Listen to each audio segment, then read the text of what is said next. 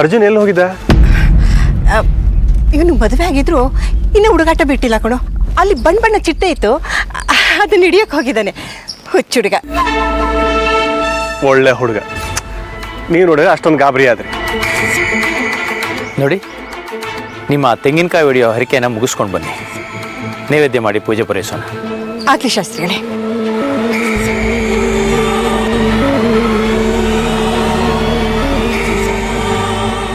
ಅರ್ಜುನ್ ಕಾಯ್ತು.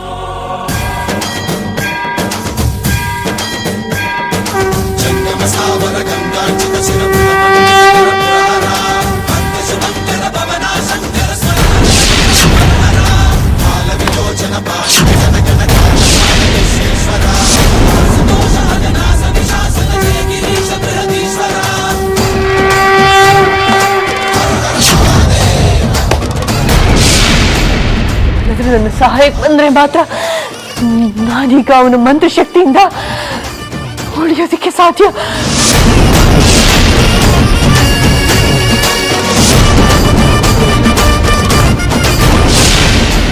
ಅರ್ಜುನ್ ಅವರೇ, ನೀವೆಲ್ಲೇ ಇದ್ರು ಸಹ ಈಗಲೇ ನನ್ನ ಸಹಾಯಕ್ಕೆ ಬನ್ನಿ.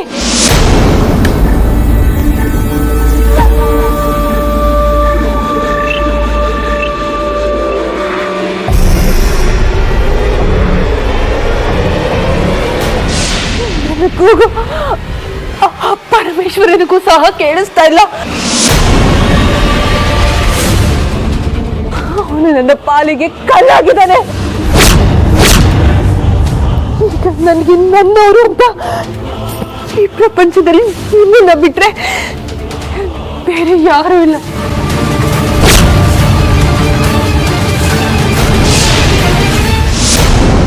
ಬನ್ನಿ ಅರ್ಜುನ್ ಅವರೇ.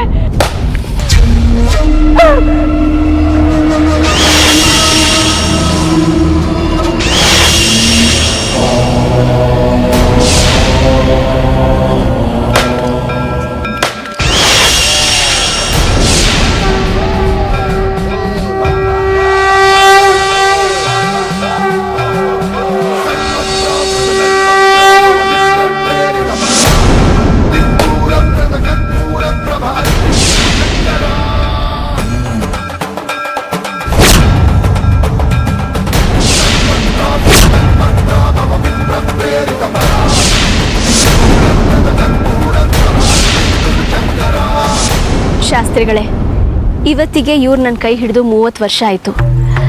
ಮನೆಯಿಂದ ದೂರ ಆದಿವರು ನಿಮ್ಮ ಬಾಯಿ ಹರಕೆಯಿಂದ ಮನೆಗೆ ವಾಪಸ್ ಬಂದರು. ಈ ಸಂತೋಷ ಸದಾಕಾಲ ಇರಲಿ ಅಂತ ಆಶೀರ್ವಾದ ಮಾಡಿ. ಆಸೆ ಇರಬೇಕು, ದುರಾಸೆ ಇರಬಾರ್ದು.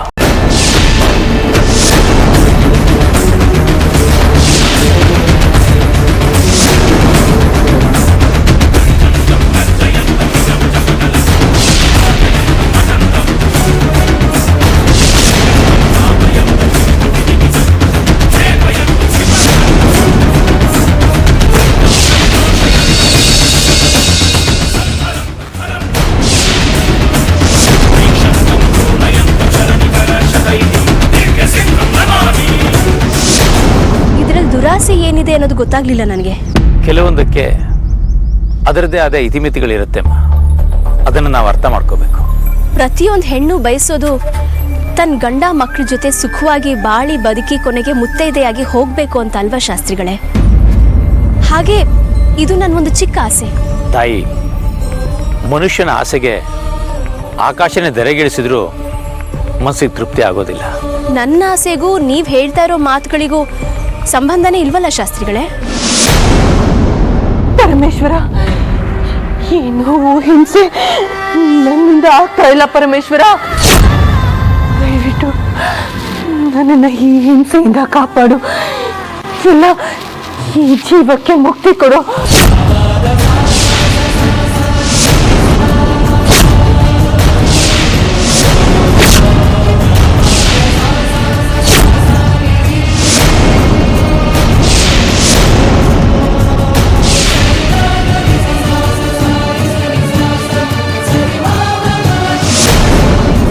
ಶಾಸ್ತ್ರಿಗಳೇ, ತಮ್ಮಿಂದ ನನಗೊಂದು ಸಹಾಯ ಆಗಬೇಕು. ಏನು ಸೇವೆ ಆಗಬೇಕು ಅಂತ ಹೇಳಿ. ನನ್ನ ಸೊಸೆಗೆ ದೀರ್ಘ ಸುಮಂಗ್ಲಿ ಭವ ಅಂತ ತಾವು ಆಶೀರ್ವಾದ ಮಾಡಬೇಕು. ಬಯಕೆಗಳು ಬದಲಾಗುವಾಗಿರಬೇಕೇ ಹೊರತು ಬರಡಾಗುವ ಹಾಗೆ ಬತ್ತಿ ಹೋಗೋ ಹಾಗಿರಬಾರ್ದು. ಅದೆಲ್ಲ ನಿಮ್ಮಂಥ ಸಾತ್ವಿಕರಿಗೆ, ನಮ್ಮಂಥ ಸಂಸಾರಿಗಳಿಗಲ್ಲ. ಸೃಷ್ಟಿಯ ಪರಮ ಸತ್ಯಗಳು ಎಲ್ಲರಿಗೂ ಒಂದೇ ತಾಯಿ. ಸಾತ್ವಿಕರಿಗೆ ಸಾಧುಗಳಿಗೆ ಬೇರೆ ಸೂರ್ಯ, ಸಂಸಾರಿಗೆ ಬೇರೆ ಸೂರ್ಯ ಅಂತ ಆ ಪರಮಾತ್ಮ ಸೃಷ್ಟಿ ಮಾಡಿಲ್ಲ. ಅದೆಲ್ಲ ನನಗೆ ಗೊತ್ತಿಲ್ಲ ಶಾಸ್ತ್ರಿಗಳೇ. ನನ್ನ ಸೊಸೆಗೆ ದೀರ್ಘ ಸುಮಂಗ್ಲಿ ಬಾಬಾ ಅಂತ ತಾವು ದಯವಿಟ್ಟು ಆಶೀರ್ವಾದ ಮಾಡಲೇಬೇಕು. ಬಯಸಿದವರಿಗೆ ಬಯಸಿದ್ದು ಸಿಗಲಿ ಅಂತ ಆಶೀರ್ವಾದ ಮಾಡೋದಷ್ಟೇ ನನ್ನ ಕೆಲಸ. ನಾನು ಮಾಡಿದ ಆಶೀರ್ವಾದ ಅವ್ರಿಗೆ ಫಲಿಸ್ಬೇಕೋ ಬೇಡೋ ಅಂತ ಆ ಭಗವಂತ ಯೋಚನೆ ಮಾಡಿ ನಿರ್ಧಾರ ಮಾಡ್ತಾನೆ. ಅದು ಅವನಿಗೆ ಬಿಟ್ಟಿದ್ದು.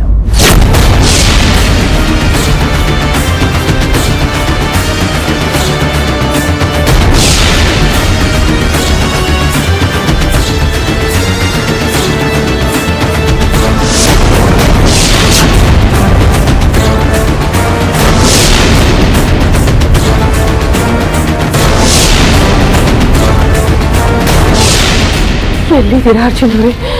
ದಯವಿಟ್ಟು ಬನ್ನಿ. ಯಾರು ದೂರ್ತರು ನನ್ನ ವಾಮಾಚಾರ ಪ್ರಯೋಗ ಮಾಡಿದ್ದಾರೆ.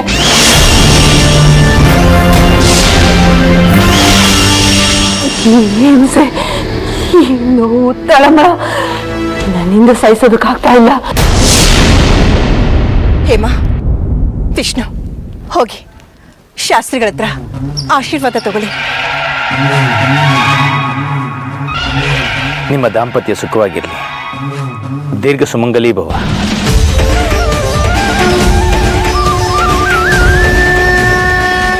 ಸಮಾಧಾನ ಆಯ್ತೇ ತಾಯಿ? ಹೋ ಶಾಸ್ತ್ರಿಗಳೇ.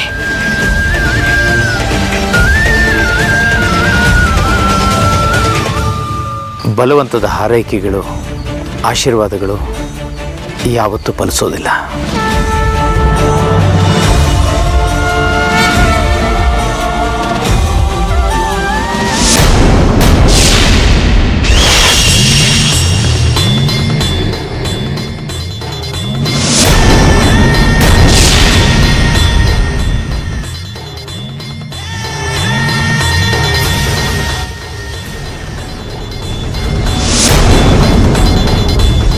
नागिनी आवाहयामि, नागिनी आवाहयामि,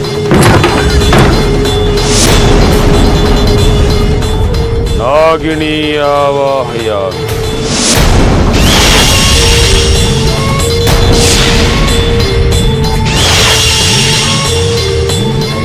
नागिनी आवाहयामि, नागिनी आवाहयामि. ಅರ್ಜುನರೇ, ನಾಗಿಣಿ ಆವಾಹಯ. ಯಾರೋ ನನ್ನನ್ನು ಸೆಳಿತಾ ಇದ್ದಾರೆ. ದಯವಿಟ್ಟು ದಯವಿಟ್ಟು ನನ್ನನ್ನು ಕಾಪಾಡಿ. ಶೇಷ, ನಿನಗೂ ನನ್ನ ಮಾತು ಕೇಳಿಸ್ತಾ ಇಲ್ವಾ? ನಾಗಿಣಿ ಆವಾಹಯ. ಪರಮೇಶ್ವರ, ನನ್ನ ಸಹಾಯಕ್ಕೆ ಯಾರು ಇಲ್ವಾ?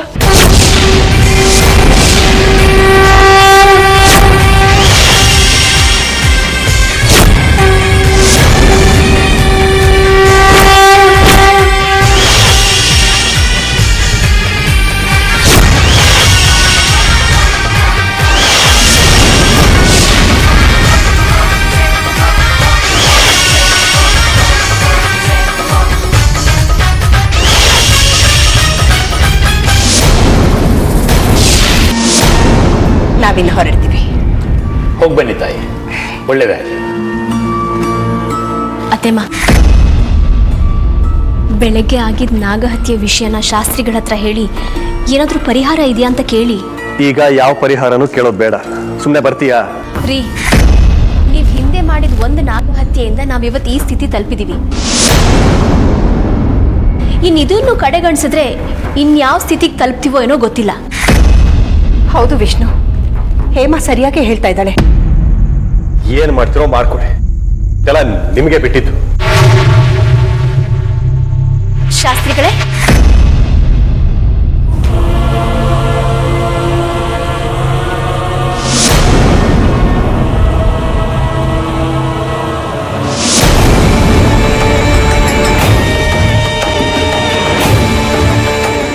ಏನಮ್ಮ? ಅದು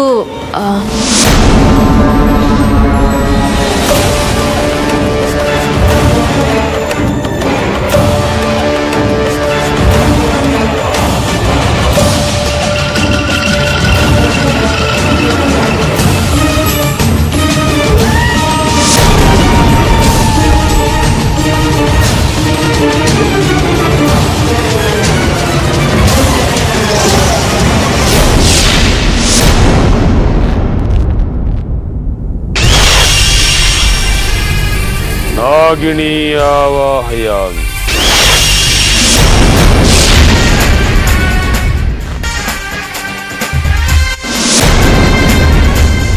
ನಾಗಿಣಿ ಆವಾಹಯಾಮಿ.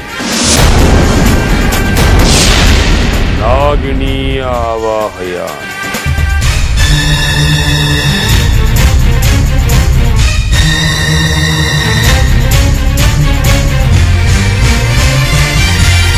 ನಾಗಿಣಿ ಆವಾಹಯಾಮಿ. ಪರಮೇಶ್ವರ, ಮನೆಯಿಂದ ಹೊರಗಡೆ ಬಂದಾಯ್ತು. ಇನ್ನು ನನ್ನನ್ನು ಯಾರು ಕಾಪಾಡೋದು?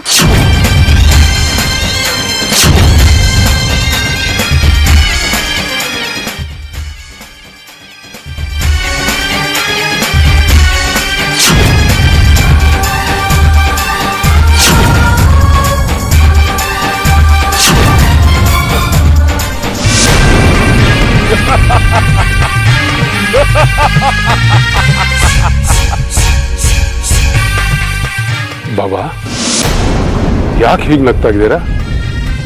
ಅಲ್ಲಿ ನೋಡು,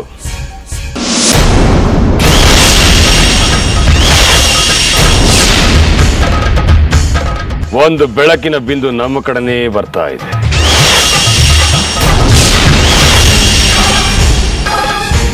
ಹೌದು ಬಾಬಾ, ಆ ಬೆಳಕಿನ ಬಿಂದು ನಾಗಿಣಿ ನಮ್ಮ ಕಡೆನೇ ಬರ್ತಾ ಇದೆ ಅಂತ ತೋರ್ಸೋದಕ್ಕೆ ಸಂಕೇತ.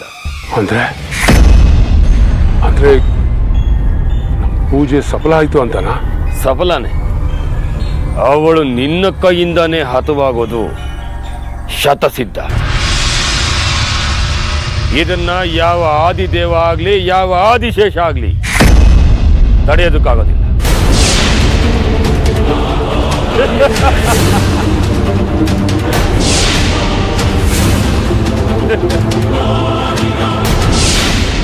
ತ್ರಿವೇಣಿಯಮ್ಮ, ಎಲ್ಲವನ್ನು ಬಲವಂತವಾಗಿ ನಮ್ಮ ಮುಷ್ಟಿಯಲ್ಲಿ ಹಿಡಿತದಲ್ಲಿ ಇಟ್ಕೊಳ್ಬೇಕು ಅನ್ನೋದು ತಪ್ಪು. ಆ ಕ್ಷಣಕ್ಕೆ ಅದು ನಮಗೆ ಸುಖ, ಸಂತೋಷ, ಸಮಾಧಾನ ಕೊಡಬಹುದು. ಆದರೆ ಆ ನಂತರದಲ್ಲಿ ಅದರಿಂದ ಆಗೋ ದುಷ್ಪರಿಣಾಮವನ್ನು ನಾವು ಎದುರಿಸಲೇಬೇಕಾಗತ್ತೆ. ಏನಾಯ್ತು ತಾಯಿ? ಅದು ಬೆಳಗ್ಗೆ ನಿಮ್ಮ ಆಶ್ರಮಕ್ಕೆ ಬರಬೇಕಾದ್ರೆ ಒಂದು ಹಾವು ನಮ್ಮ ಕಾರಿಗೆ ಅಡ್ಡ ಬಂತು. ನೀವು ಅದನ್ನು ನೋಡಿಬಿಟ್ಟು ನಿಮ್ಮ ಯಜಮಾನರಿಗೆ ಕಾರ್ ನಿಲ್ಲಿಸಿ ಅಂತ ಹೇಳಿದ್ರಿ. ಆದರೆ ಅವರು 2-3 ಸಾರಿ ಆ ಕಾರನ್ನು ಆ ಹಾವಿನ ಮೇಲೆ ಹತ್ಸಿ ಅದನ್ನ ಹತ್ಯೆ ಮಾಡಿದ್ರು ಅಲ್ವಾ? ಹೌದು ಶಾಸ್ತ್ರಿಗಳೇ. ವಿಷ್ಣು, ನಿನಗ್ಯಾಕೆ ಈ ನಾಗಗಳ ಮೇಲೆ ಇಷ್ಟೊಂದು ದ್ವೇಷ?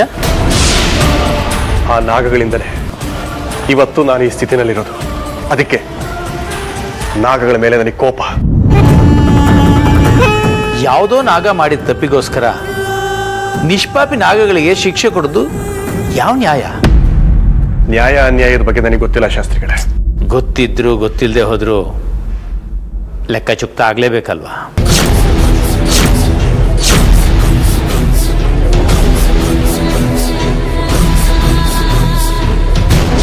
ಒಂದು ಮಾತು ಹೇಳ್ತೀನಿ ಕೇಳಿ. ಆ ದೇವರಾಗ್ಲಿ ಪ್ರಕೃತಿ ಆಗಲಿ ಯಾರ ಋಣದಲ್ಲೂ ಇರೋದಿಲ್ಲ. ನಾವೇನನ್ನು ಕೊಡ್ತೀವಿ ಅದನ್ನು ನಮ್ಗೆ ಇಮ್ಮಿಡಿಯಾಗಿ ವಾಪಸ್ ಕೊಡುತ್ತೆ. ಇದೇ ವಿಧಿ ನಿಯಮ.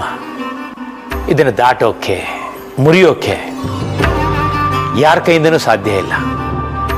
ಒಂದೇ ಮಾತಲ್ಲಿ ಹೇಳಬೇಕು ಅಂದರೆ ಮಾಡಿದ್ದುಣ್ಣೋ ಮಾರಾಯ ಅಂತ. ಶಾಸ್ತ್ರಿಗಳೇ, ಪ್ರತಿಯೊಂದಕ್ಕೂ ಒಂದೊಂದು ಪರಿಹಾರ ಇದೆ ಅಂತ ತಾವೇ ಹೇಳಿದ್ದೀರಲ್ವಾ? ಇದಕ್ಕೂ ಯಾವ್ದಾದ್ರು ಪರಿಹಾರ ಇದ್ರೆ ಹೇಳಿ. ಅದನ್ನು ನೀವು ಹೇಳಿದರೆ ಸಾಲದಮ್ಮ, ಪಾಪ ಮಾಡಿರೋ ವ್ಯಕ್ತಿ ಹೇಳಬೇಕು. ನೀವೇನ್ರಿ ಕಲ್ಲಿನ ಥರ ನಿಂತಿದ್ದೀರಾ? ಹೇಳಿ. ವಿಷ್ಣು ಮಾಡಿದ ಪಾಪನ ಪರಿಹಾರ ಮಾಡ್ಕೋಬೇಕು ಅಂತ ನಿನ್ಗೆ ಅನಿಸ್ತಾ ಇಲ್ವಾ? ಮಾತಾಡೋ, ನಿನಗೆ ಹೇಳ್ತಾ ಇರೋದು ಮಾತಾಡೋ. ಶಾಸ್ತ್ರಿಗಳೇ, ನಾನು ಗೊತ್ತಿದ್ದೋ ಗೊತ್ತಿಲ್ಲದೇನೋ ತಪ್ಪು ಮಾಡ್ಬಿಟ್ಟಿದ್ದೀನಿ. ದಯವಿಟ್ಟು ಕ್ಷಮಿಸಿ. ಇದಕ್ಕೆ ಪರಿಹಾರ ಪೂಜೆ ಏನಾದರೂ ಇದ್ರೆ ಸೂಚಿಸಿ. ಕಾಲ ಮಿಂಚಿ ಹೋಗಿದೆ ವಿಷ್ಣು, ಆದರೂ ನನ್ನ ಪ್ರಯತ್ನ ನಾನು ಮಾಡ್ತೀನಿ. ಶಾಸ್ತ್ರಿಗಳೇ, ಎಲ್ಲ ತಮಗೆ ಒಪ್ಸಿದೀವಿ. ತಾವೇ ನಮ್ಮ ಕೈ ಹಿಡಿದು ಕಾಪಾಡಬೇಕು. ನಾವಿನ್ ಬರ್ತೀವಿ. ಹೋಗಿ ಬನ್ನಿ, ಒಳ್ಳೇದಾಗಲಿ.